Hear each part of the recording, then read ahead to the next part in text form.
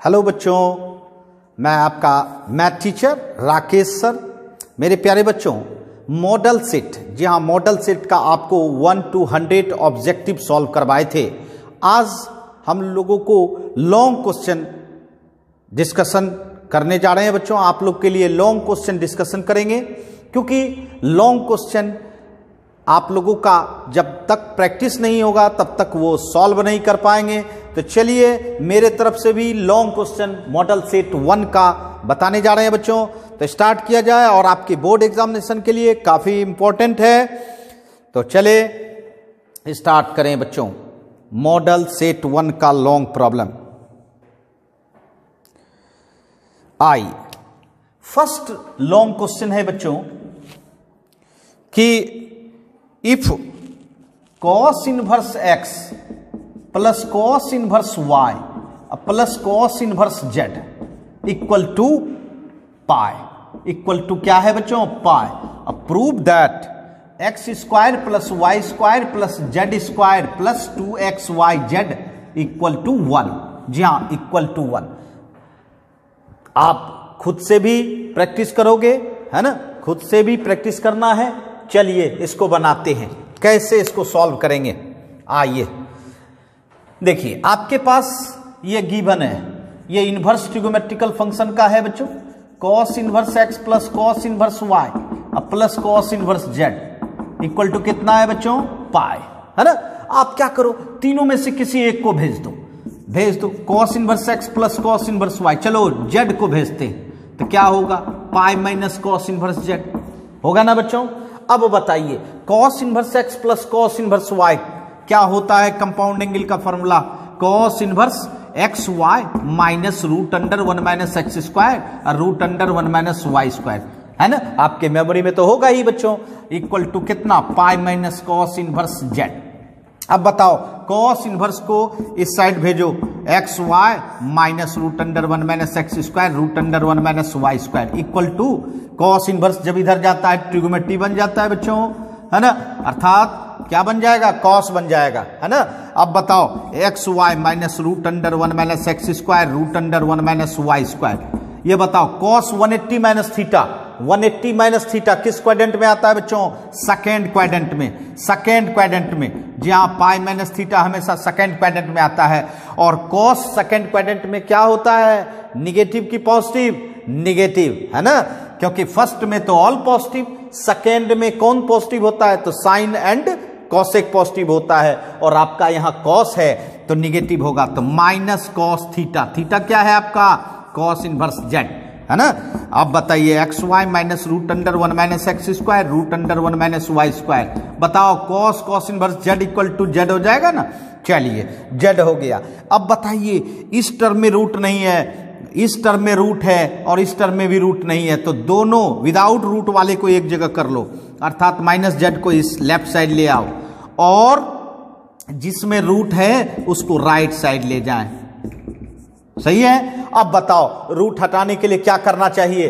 दोनों side square करना चाहिए। करना चाहिए कि नहीं? जी हाँ, जब भी रूट हटाना हो तो हम लोग स्क्वायर करते हैं। बताओ, स्क्वायर करेंगे तो क्या होगा? एक्स वाई प्लस जेड पर होल स्क्वायर इक्वल टू, इसका रूट कैंसिल हो जाएगा 1 माइनस एक्स स्क्वायर, इसका भी रूट कैंसिल हो जाएगा 1 माइनस वाई स्क्वायर, होगा ना? जी हाँ। अब बताओ, a plus B whole square, तो A square plus B square plus 2a है एक्स वाई और b है आपका z, है ना? अब मल्टीप्लाई करो इसमें, 1 minus Y square minus X square plus X square Y square. सही है? अब एक्स स्क्वायर वाई स्क्वायर आपका कैंसिल, और दोनों को इस साइड ले आइए, X square plus Y square और plus Z square plus 2xyz equal to 1। जी हाँ, देखिए आपका रिजल्ट आ चुका है, X square plus Y square plus Z square plus 2xyz equal to 1। जी हाँ, ये है इनवर्स ट्रिगोमेट्रिकल फंक्शन का प्रॉब्लम, जो कि लॉन्ग प्रॉब्लम में दिया गया है मॉडल सेट में, है ना? चलिए नोट कर लें। आइए अब क्वेश्चन नंबर 2 देखें लॉन्ग में। क्वेश्चन नंबर 2 क्या कहता है? क्वेश्चन नंबर 2 कहता है, इफ a बराबर, जी हाँ, if a equal to 131 131 -1 0 0 2 -2 and 3 +3। ठीक है, वेरीफाई करना है बच्चों, प्रूफ करना है a into adjoint of a equal to determinant of a into i। जी हाँ, आपको पता है मैट्रिक्स में एडजॉइंट मैट्रिक्स हम लोग पढ़े थे और उस एडजॉइंट मैट्रिक्स का ये प्रॉपर्टीज है बच्चों, है ना। चलिए इसको भी प्रूफ करते हैं। सबसे पहले आपको क्या सब जरूरत है, पहले ये ध्यान देना है, ए तो आपका है ही, उसके बाद एडजॉइंट ऑफ ए अर्थात ए का एडजॉइंट मैट्रिक्स निकालना होगा और एक डिटर्मिनेंट ऑफ ए। जहां जो सब पर्पस है वो पहले प्राप्त कर लें। चलिए इसको डिटर्मिनेंट में बदलें, डिटर्मिनेंट में साइन बदल दीजिए, डिटर्मिनेंट में आ जाएगा। ये देखिए डिटर्मिनेंट में आ गया।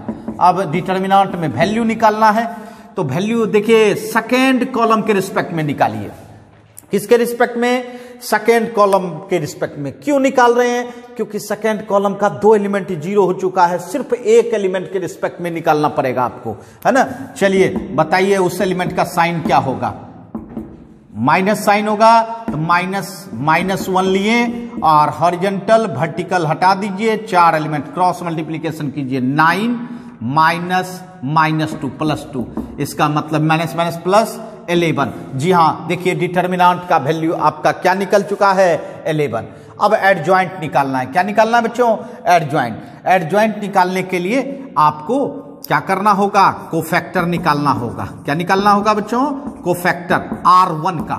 चलिए R1 का कोफैक्टर निकाले। R1 का देखिए कोफैक्टर निकालना बिल्कुल इजी है, जैसे 1 का कोफैक्टर निकालना है, हर एलिमेंट का निकालना पड़ेगा। 1 का हॉरिजॉन्टल वर्टिकल छोड़ दीजिए, इसका डिटर्मिनेंट वैल्यू बताइए क्या होगा? 0 -0, क्योंकि 0 से मल्टीप्लाई करोगे तो ऑब्वियसली 0 होगा, है ना।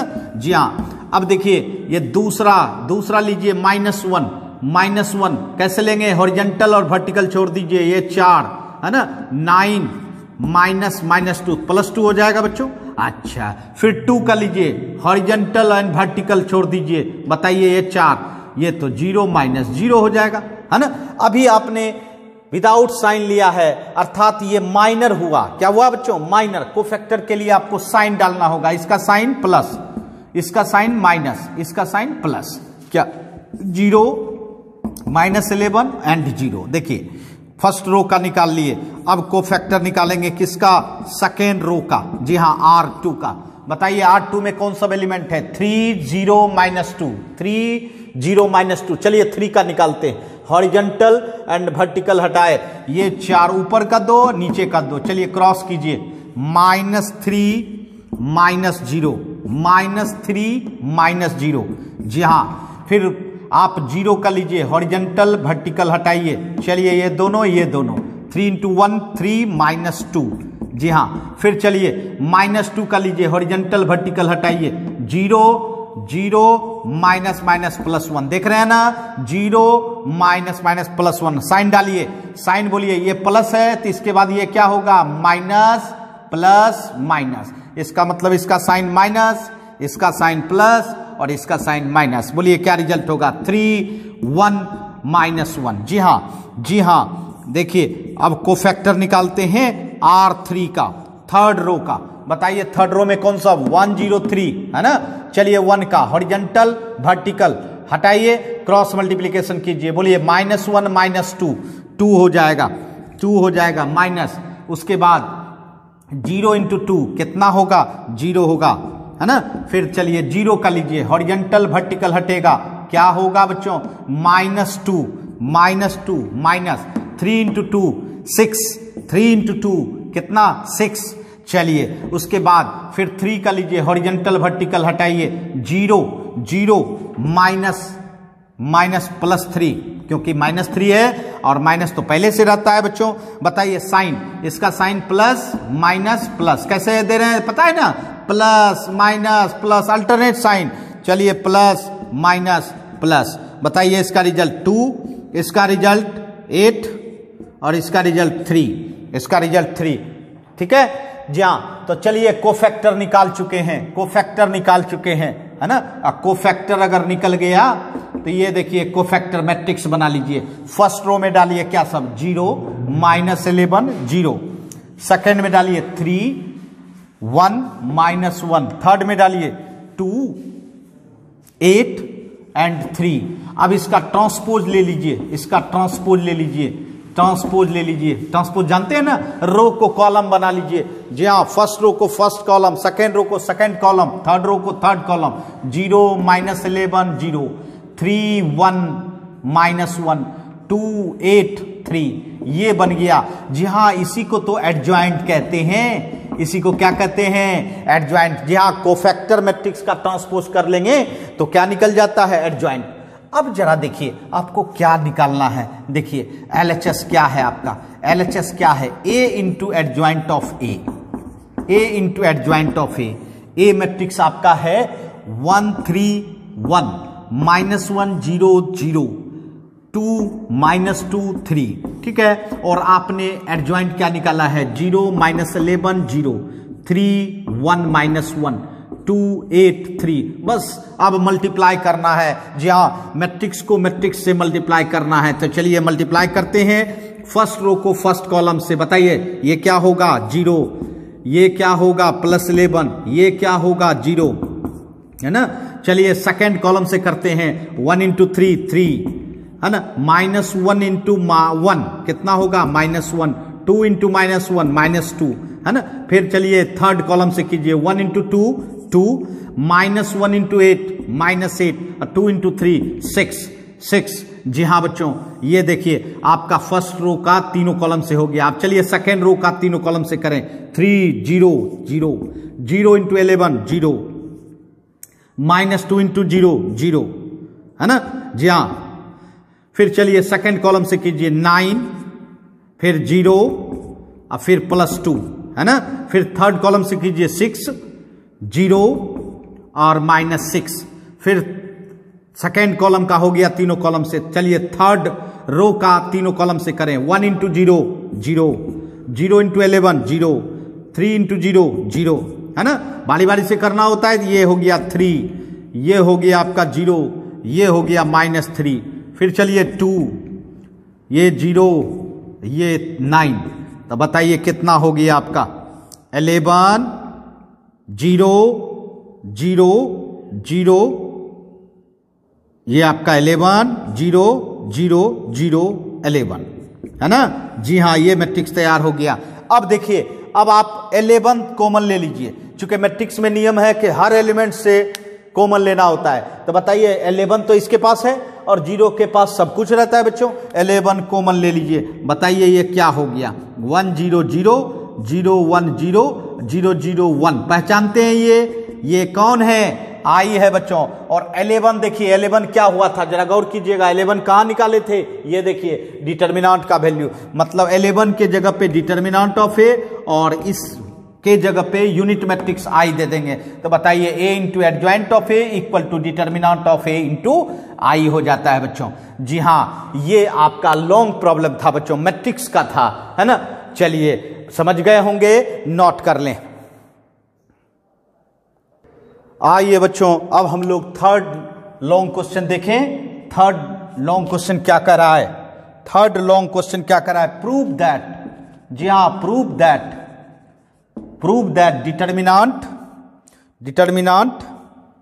डिटर्मिनेंट 1 फर्स्ट कॉलम में 1 1 है, फर्स्ट कॉलम में 1 1 है, सेकेंड कॉलम में ए बी सी है बच्चों, ए बी सी है, थर्ड कॉलम में A square minus B C, B square minus C A और C square minus A B. जी हाँ, C square minus A B equal to 0, equal to 0 दिखाना है, इक्वल टू 0 दिखाना है। देखिए, अर्थात मैट्रिक्स के बगल में डिटर्मिनेंट, जी हाँ, इसका मतलब है कि डिटर्मिनेंट और मैट्रिक्स ये दोनों तो सहयोगी हैं बच्चों।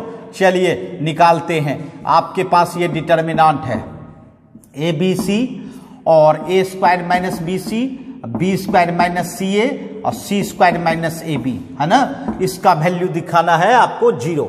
क्या दिखाना है बच्चों, 0। चलिए दिखाते हैं। सबसे पहला प्रॉपर्टी लगाइए, R1 को R1 माइनस R2 और R2 को R2 माइनस R3। कर सकते हो बच्चों। जी हाँ, कर सकते हो। आइए फर्स्ट रो को सेकेंड रो में घटाए, 0 a माइनस बी, ध्यान दीजिएगा इसमें इसको घटाए तो a square minus B square, और यहां देखिए ये माइनस घटाइएगा तो प्लस हो जाएगा ना, और तब इसमें c कॉमन ले लेंगे, प्लस c ले लेंगे तो क्या हो जाएगा, a माइनस बी हो जाएगा ना। अच्छा चलिए R2 को R3 में घटाइए, 0 b माइनस सी, यहां भी देखिए b स्क्वायर माइनस सी स्क्वायर, और यहां भी माइनस करोगे तो प्लस हो जाएगा बच्चों, प्लस हो जाएगा तो एक कॉमन आ जाएगा, तो ये बनाइए क्या बनेगा, b माइनस सी, है ना। थर्ड रो आप ऐसे लिखोगे, थर्ड रो आप ऐसे लिखोगे। अब बताइए क्या हो गया आपका, ये देखिए ध्यान दीजिएगा, 0 0 0 है ना, a माइनस बी, यहां देखिए a square minus B square को अगर फैक्टर करोगे तो a minus B a plus B होगा। अब a माइनस बी कॉमन ले लेंगे, a माइनस बी लोगे तो क्या होगा, a प्लस बी प्लस सी होगा ना बच्चों। अच्छा 0 ये b माइनस सी, यहां देखिए b minus C b plus C, b minus C common ले लेंगे क्या होगा, b plus C plus a, सही है, 1 C square minus A B, बिल्कुल इजी है बच्चों। अब देखिए फर्स्ट रो जहां 0 के पास सब कुछ है, a माइनस बी है और a माइनस बी है, फर्स्ट रो में तीनों एलिमेंट के पास है, तो आप क्या करो, a माइनस बी क्या करो, कॉमन ले लो। बताओ सेकेंड रो में देखिए तो b माइनस सी कॉमन आएगा, है ना। चलिए क्या रहा, फर्स्ट रो में 0 1, यहां रहेगा a plus B plus C. बताओ सेकेंड रो में 0 1 b plus C plus A, है ना, फिर 1 C square minus A B. देख लो first row and second row पर नजर डालो, 0 0 same, 1 1 same, a plus B plus C या b plus C plus A. जी हाँ, first row and second row same दिख रहा है बच्चों, ये देख रहे हैं, जी हाँ। और 2 रो या 2 कॉलम अगर किसी डिटर्मिनेंट का आइडेंटिकल दिखे, समान दिखे, तो उस डिटर्मिनेंट का रिजल्ट क्या होता है, 0 होता है ना।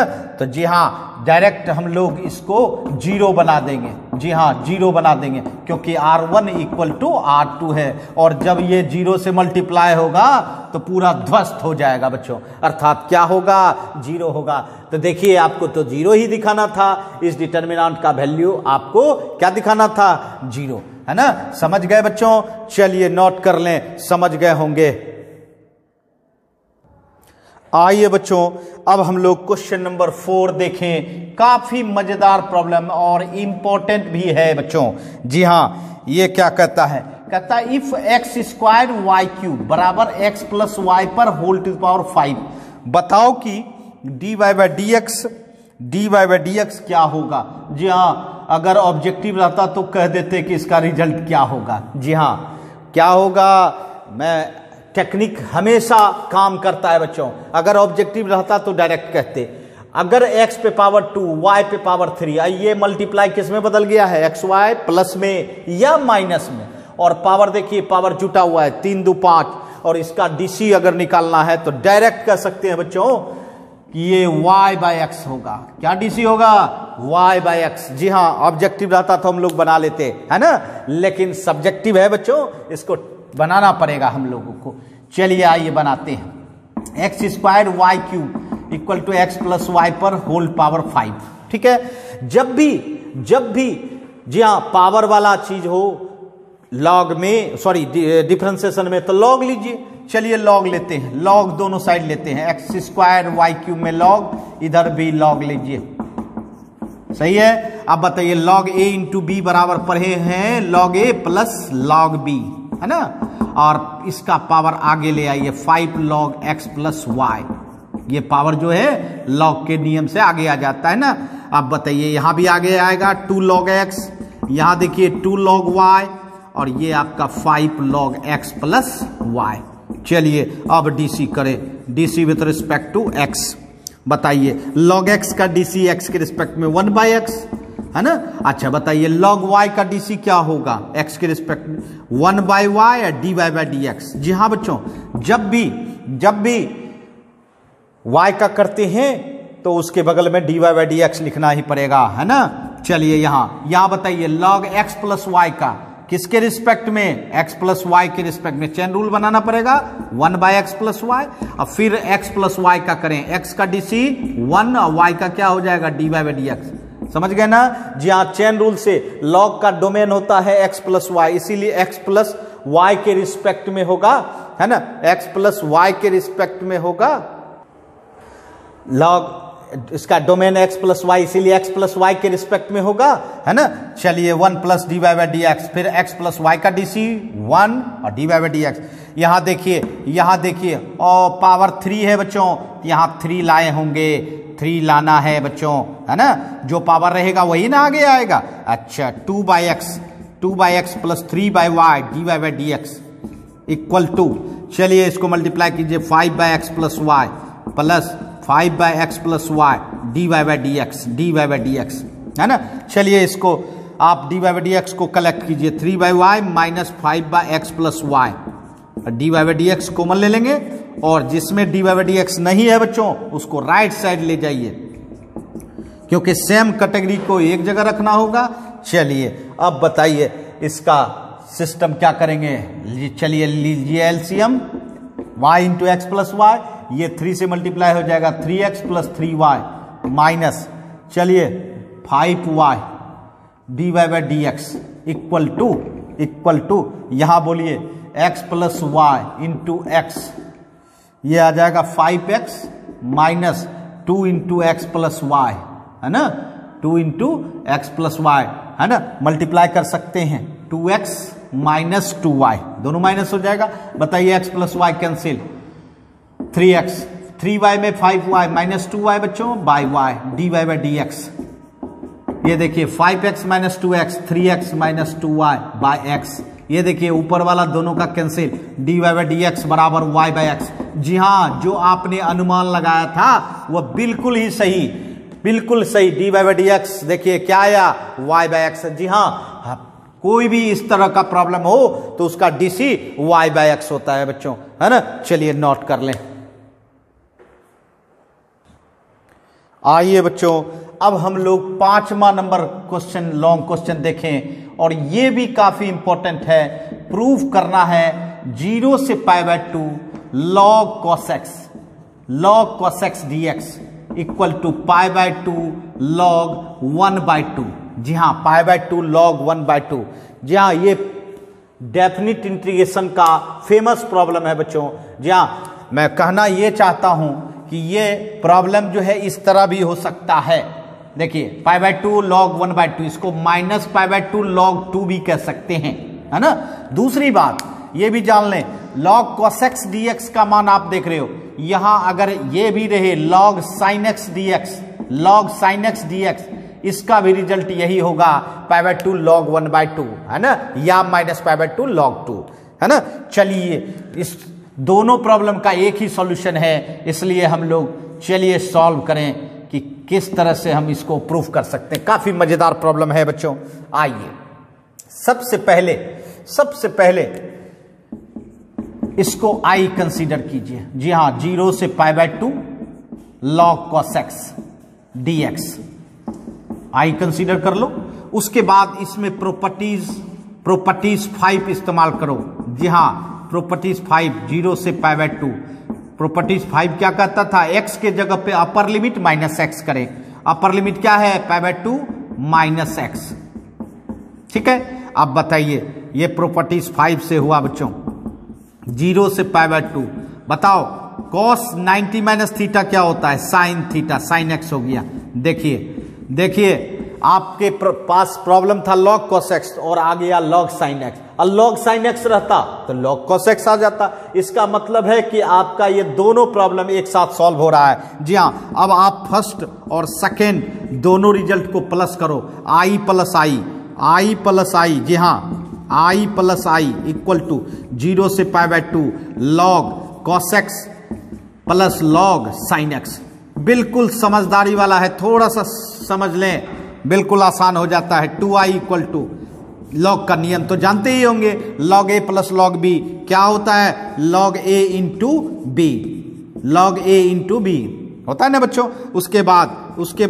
उसके बाद आप क्या करो, उसके बाद 0 से π/2 log 2 से मल्टीप्लाई कर दो, 2 से मल्टीप्लाई कर दो एंड 2 से डिवाइड कर दो। कर सकते हैं ना हम लोग, कर सकते हैं ना। अब बताओ क्यों किया, क्योंकि 2 sin x into cos X sine 2x होता है, साइन 2a का फॉर्मूला है ट्रिगोमेट्री में। इसका मतलब है 2i इक्वल टू आपका 0 से π/2 log sine 2x by 2, sine 2x by 2 हो जाएगा। साइन 2a के फॉर्म में है 2 sin a into cos A sine 2a, है ना, साइन 2a।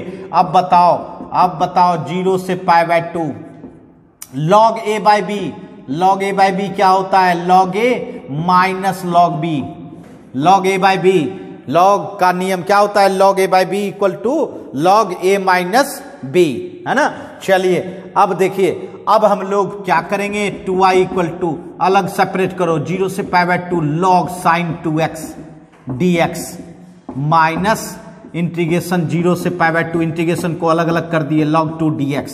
अब देखिए अगर 0 से π/2, 0 से π/2 है ना, है log साइन 2x है बच्चों, है ना। अगर ये x होता है ना तो इसको हम i लिख सकते थे। देखिए इक्वेशन नंबर 2 में log साइन x dx है, log साइन x dx है, जरा गौर कीजिएगा। लेकिन यहां 2x है, तो चलिए 2x को x बनाने के लिए कुछ मेहनत करें, है ना, सब्स्टिट्यूट करें, z बराबर 2x, सब्स्टिट्यूशन रूल लगाएं, z बराबर 2x। तो z बराबर, चलिए इसको डिफरेंशिएट कीजिए, क्या होगा 2 dz बराबर क्या होगा 2 dx, है ना, dz by 2 equal to dx। सही है। अब बताइए जब हम लोग सब्स्टिट्यूट करते हैं तो अपर एंड लोअर भी चेंज होता है। बताइए x का मान π/2 है अपर, इसका तो z बराबर 2 इंटू π/2 कितना हो जाएगा, पाई हो जाएगा। अच्छा x बराबर 0, z बराबर 2 इंटू 0 कितना हो जाएगा 0। इसका मतलब है आपका लोअर लिमिट तो 0 हुआ, अपर लिमिट पाई हो गया log साइन, और 2x के जगह पे अब z और dx के जगह पे क्या लिखेंगे, dz बाई 2 लिखेंगे ना बच्चों। अच्छा यहां तो log 2 क्या है, कांस्टेंट है बच्चों, log 2 बाहर निकाल ले, 0 से π/2 dx, समझ रहे हैं। अब बताइए ये तो 2 कोई हानि नहीं कर रहा है क्योंकि 2 बाहर है, निकल जाएगा, 0 से पाई। जी हाँ, आपको पता है प्रॉपर्टीज 1 में कहा गया था कि अगर आप वेरिएबल चेंज करना चाहते हैं तो डेफिनेट इंटीग्रेशन में कोई फर्क नहीं पड़ता है। तो यहां z के बदले में फिर x ले आते हैं प्रॉपर्टीज 1 से, है ना, प्रॉपर्टीज 1 से, बाय प्रॉपर्टीज 1। जी हाँ, प्रॉपर्टीज 1, जी हाँ, अगर आप डेफिनेट इंटीग्रेशन में वेरिएबल, सिर्फ वेरिएबल और कुछ चेंज नहीं, ना फंक्शन चेंज करें, ना डेफिनेट अपर लोअर चेंज करें, कुछ चेंज नहीं करें, सिर्फ वेरिएबल चेंज करें, कोई फर्क नहीं पड़ता है। और dx का इंटीग्रेशन x 0 से π/2, है ना। अब ये बताइए log साइन x dx हो चुका है, log साइन x dx हो चुका है, इसको i लिखते, है ना। बट अपर लिमिट जरा गौर कीजिए, अपर लिमिट में चेंजिंग आ चुका है। अपर लिमिट क्या है, π/2, यहां क्या है पाई। जी हाँ, अगर ये π/2 होता तो इसको हम क्या लिखते, i लिखते कि नहीं। जी हाँ, अब प्रयास करना है कि π/2 हो जाए, मतलब पहला प्रयास था 2x हटा के x लाना, तो चलिए x तो ले आए, लेकिन जैसे ही x लाए आपका अपर लिमिट चेंज हो गया। तो थोड़ा सा और मेहनत करने की जरूरत है बच्चों, मेहनत करने के लिए हारना नहीं है। पाई, अब देखिए पाई बाय 2 कर दें, इंटू 2 कर दें, कर सकते हैं। अपर लिमिट में 2 से मल्टीप्लाई एंड 2 से डिवाइड कर दिया, 2 से मल्टीप्लाई एंड 2 से डिवाइड कर दिया बच्चों। अब बताइए π/2 माइनस 0, π/2 माइनस 0। अब ये बताइए क्या यह 2 हट जाए तो π/2 रहेगा, तो मैं i लिख सकता हूं बच्चों। तो जी हाँ, एक प्रॉपर्टीज पढ़े होंगे, प्रॉपर्टीज नंबर 7, जिसमें कि अपर लिमिट से 2 आगे आ जाता है बच्चों, अपर लिमिट से 2 आगे आ जाता है ना। चलिए 2 आगे आ जाएगा प्रॉपर्टीज नंबर किससे, प्रॉपर्टीज नंबर 7 से। जी हाँ, प्रॉपर्टीज 7 से आपने अपर लिमिट का 2 आगे किया, ये जो 2 देख रहे हो ये आगे कर दिया। अब बताओ, अब 0 से π/2 मिलाओ, 0 से π/2 मिल रहा है। उसके बाद log साइन x dx, है ना, ये आपका i हो चुका है कंप्लीट। जी हाँ, अब इसको हम क्या लिख सकते हैं बच्चों, तो i चलिए यहां दिखा दें 2i इक्वल टू, ये हो गया आपका i माइनस, ये पूरा कंप्लीट आई और ये आपका -π/2 log 2। सही है बच्चों। अब बोलिए अब क्या होगा, अब i इधर आएगा, 2i में आई गया i इक्वल टू -π/2 log 2, है ना। अब सोच रहे होंगे कि -π/2 log 2 आ चुका है। जी हाँ बच्चों, -π/2 log 2 आ चुका है। यही चीज तो ये है, ये बिल्कुल इजी वे में कर सकते हैं। इसको 1/2 बना लें। 1/2 कैसे बनाएंगे, -1 पावर करके, -1 पावर करके। अब ये -1 आ जाएगा तो +π/2 हो जाएगा log 1/2। मतलब आपका दोनों रिजल्ट हो गया, अर्थात -π/2 log 2 या π/2 log 1/2। जी हाँ, ये इस प्रॉब्लम को आपने डिस्कशन किया तो निश्चित आपको दो प्रॉब्लम के सॉल्व हो गया बच्चों, एक log cos x dx का भी मान और एक log sin x dx का मान, है ना। तो जी हाँ, ये 5 नंबर में प्रॉब्लम है, काफी मजेदार है। चलिए नोट कर ले।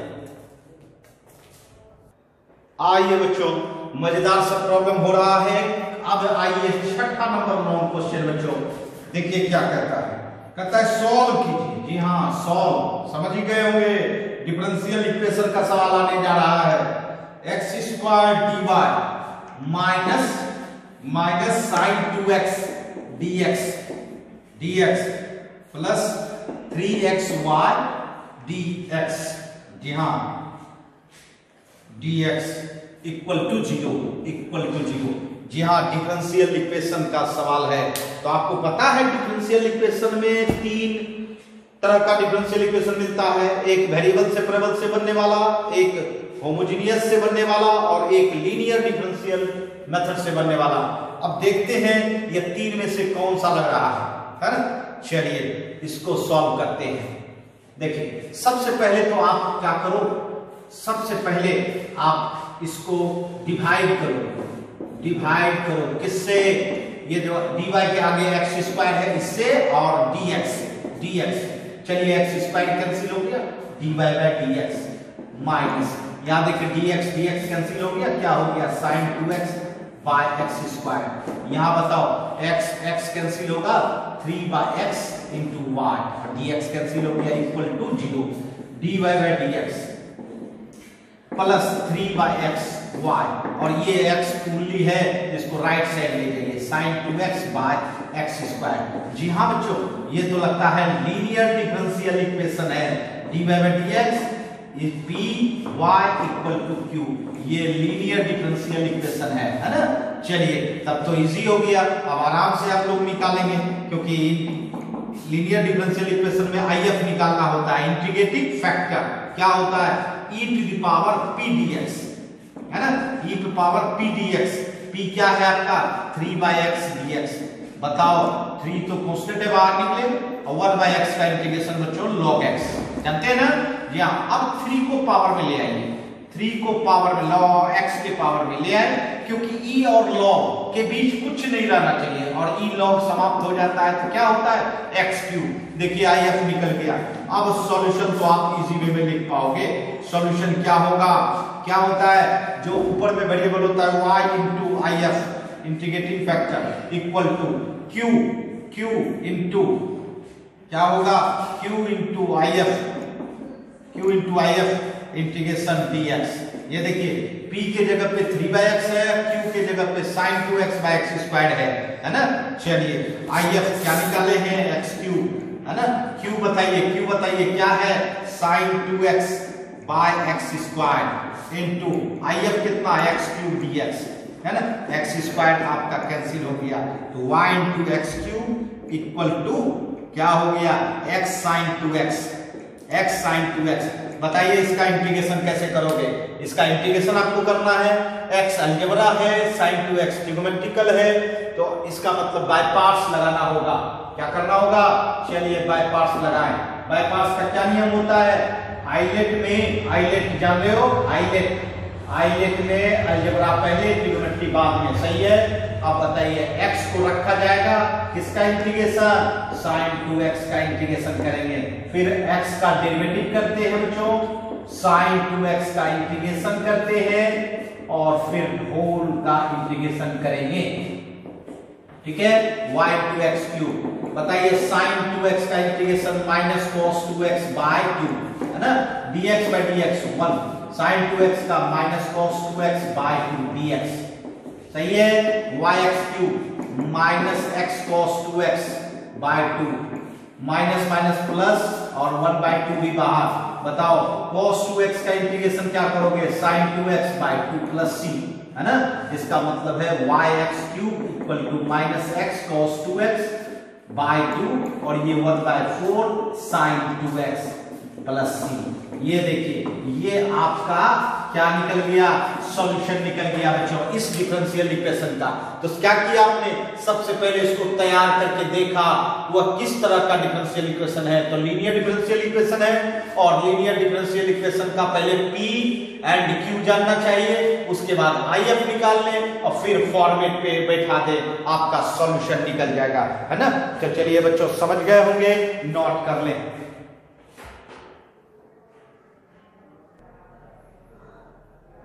आइए अब हम लोग देखें क्वेश्चन नंबर 7, है ना।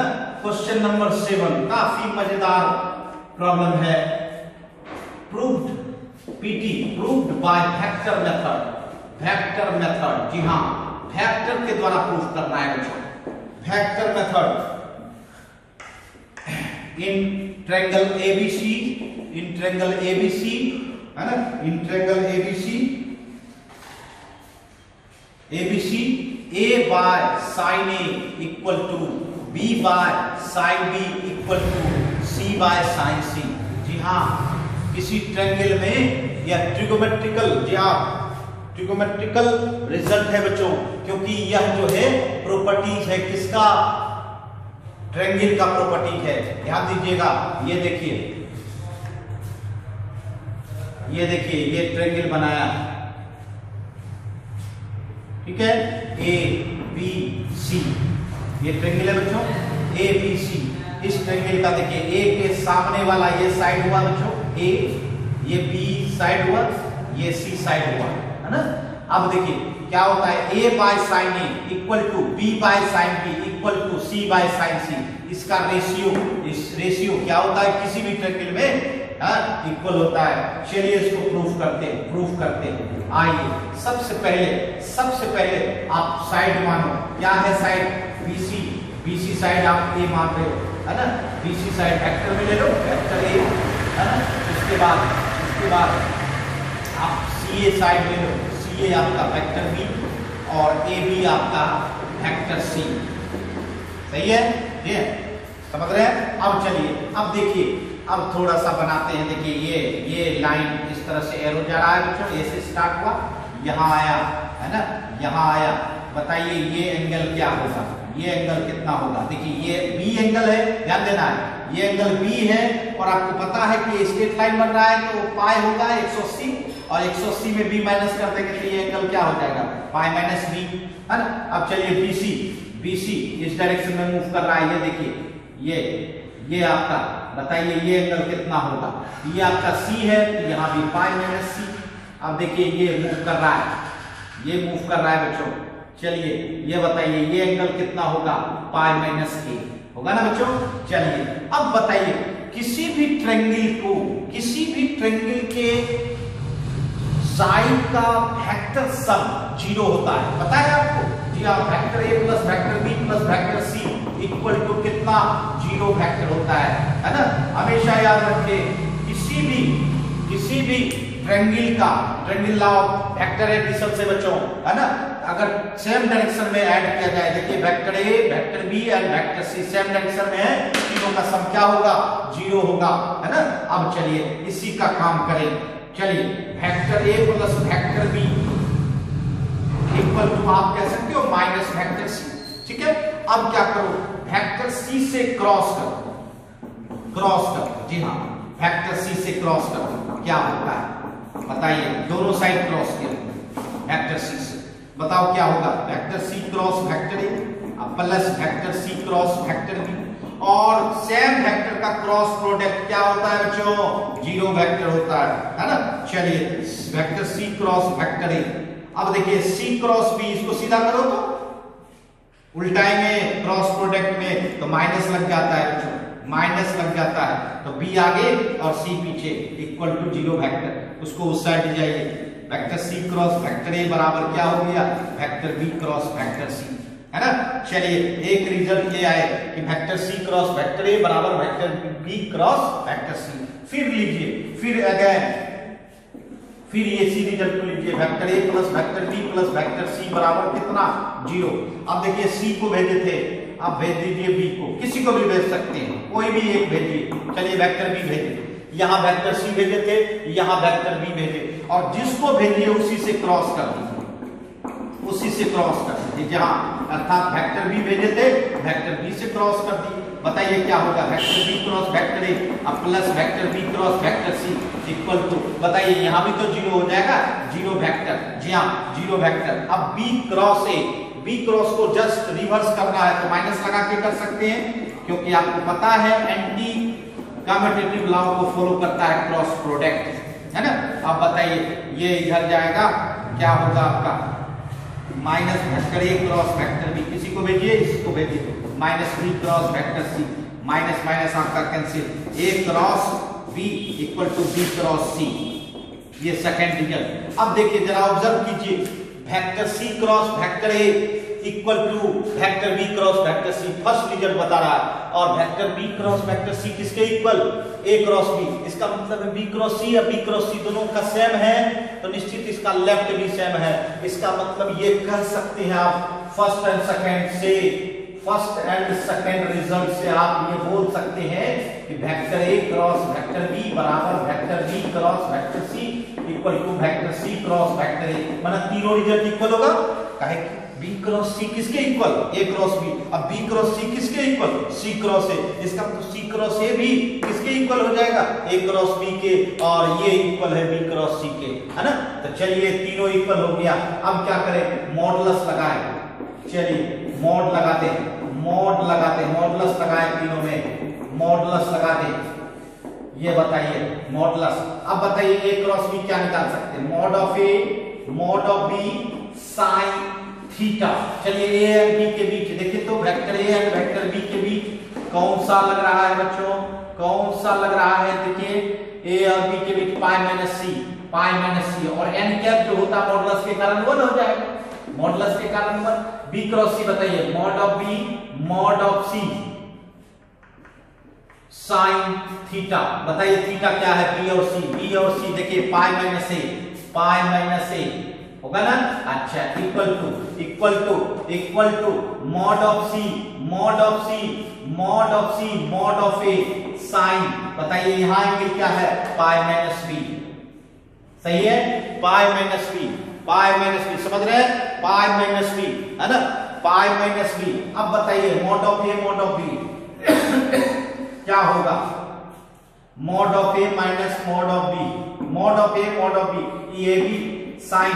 अब बताओ sine T minus theta, sine theta हो जाता है, फिर बीसी ये क्या करेंगे साइन थीटा, ये ए सी ए साइन थीटा करेंगे। अब क्या करो, सब में डिवाइड कर दो ए बी सी से, बताओ ए बी सी से डिवाइड करोगे, ए बी कैंसिल, क्या हो जाएगा साइन सी बाय सी, साइन सी बाय सी, ये बताओ बी सी कैंसिल हो जाएगा साइन ए बाय ए, है ना, सी ए कैंसिल हो जाएगा साइन बी बाय बी, सही है, और सबको रिवर्स कर दो, C by sine C equal to A by sine A equal to B by sine B.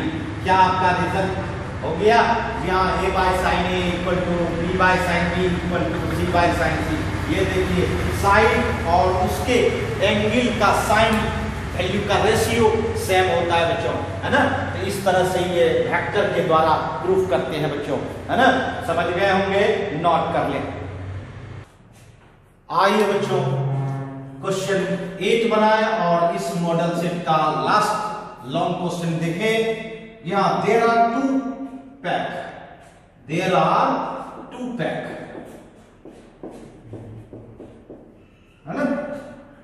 Of cards, जहां 2 पैक कार्ड का है बच्चों। उसके बाद कह रहा है वन कार्ड इज ड्रॉन, जी हाँ, 1 कार्ड ड्रॉन किया जा रहा है एट रैंडम, ये तो होता ही है, एट रैंडम ड्रॉन किया जा रहा है फ्रॉम ईच पैक। ओहो, फ्रॉम ईच पैक, दोनों पैक से अलग अलग, ईच पैक माने एक खींचना है एक पैक से, दूसरा खींचना है दूसरे पैक से, है ना। जी हाँ, एक खींचना है बच्चों,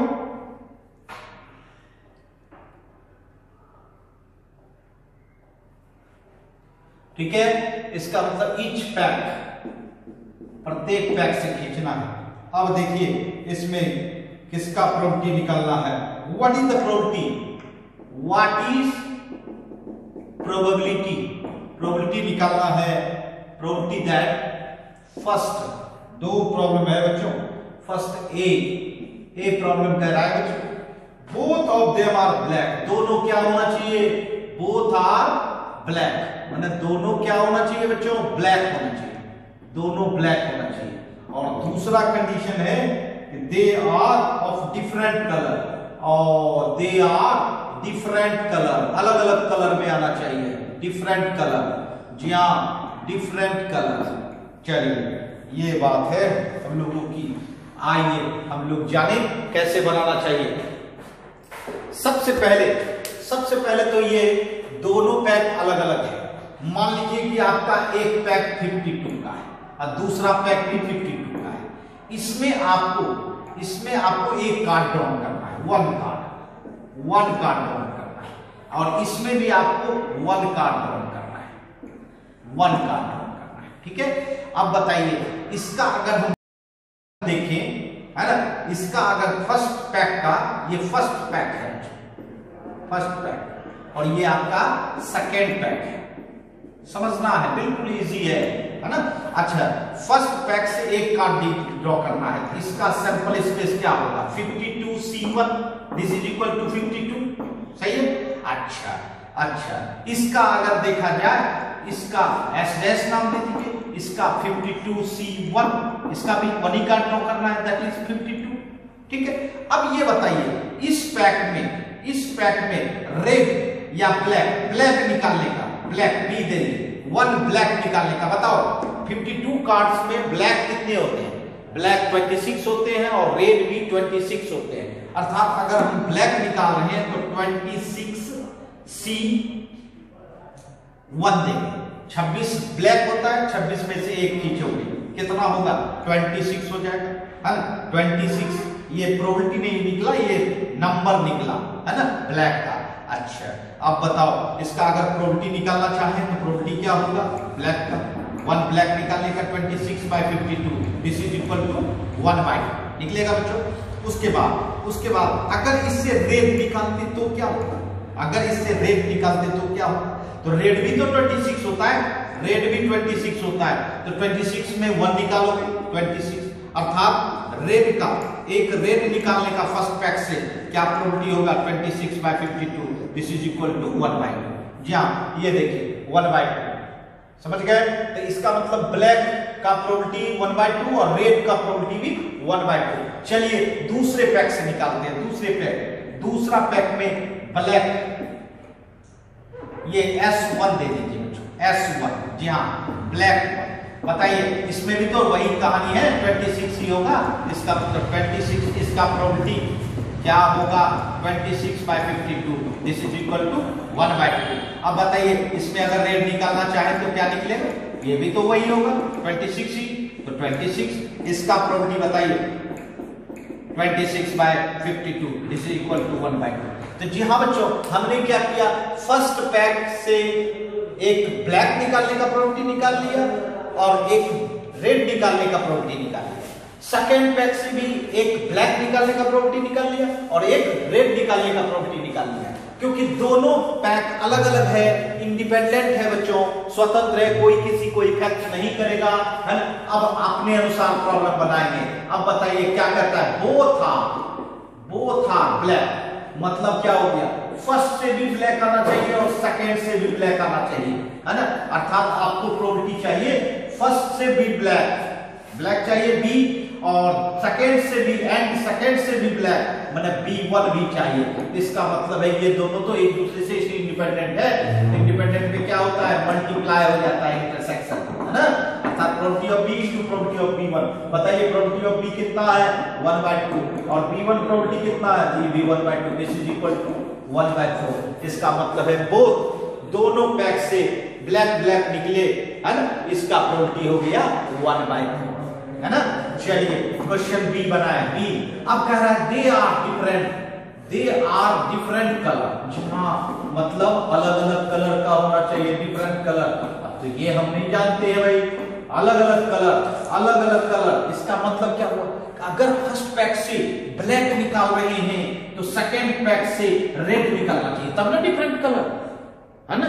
फर्स्ट से ब्लैक निकल रहा है तो सेकेंड से क्या होना चाहिए, रेड निकलना चाहिए, या ऐसा भी तो हो सकता है, या मतलब और फर्स्ट से अगर आपका रेड निकल रहा है तो सेकेंड से ब्लैक निकलना चाहिए, तब ना डिफरेंट कलर। जी हाँ, सेम कलर तो नहीं लेना है आपको, डिफरेंट कलर। फर्स्ट से ब्लैक लिए तो सेकेंड से रेड लिए, फर्स्ट से अगर रेड लिए तो सेकेंड से ब्लैक लिए। अब देखिए दोनों इंडिपेंडेंट है, probability of B into probability of R 1, है ना।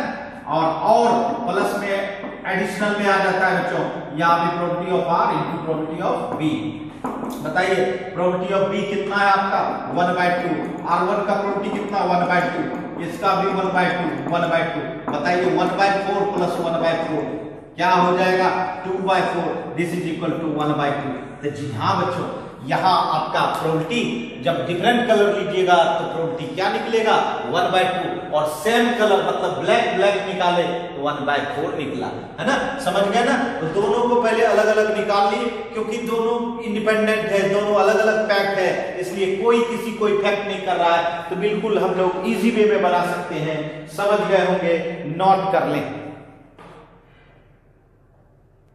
हाँ तो मेरे प्यारे बच्चों, आज क्वेश्चन था हम लोग का लॉन्ग क्वेश्चन मॉडल सेट 1 का, जो कि काफी इंपॉर्टेंट प्रॉब्लम था। तो चलिए हम आप लोगों के लिए डिस्कशन किए बच्चों, आप लोग भी समझ गए होंगे और इजी वे में आप लोग सॉल्व कर लेंगे, है ना। तो चलिए आज आप लोगों को एक बात भी करना है कि निश्चित तौर पर इस चैनल पर अगर आपको अच्छा लग रहा हो तो सब्सक्राइब एंड लाइक करें और बेल बटन भी दबाएं, जिससे कि मेरा जो भी न्यू सिस्टम हो, न्यू क्लास हो, है ना, तो आपके पास ये नोटिफिकेशन के रूप में चले जाए। चलिए फिर मिलेंगे नेक्स्ट क्लास में। धन्यवाद, बाय बच्चों।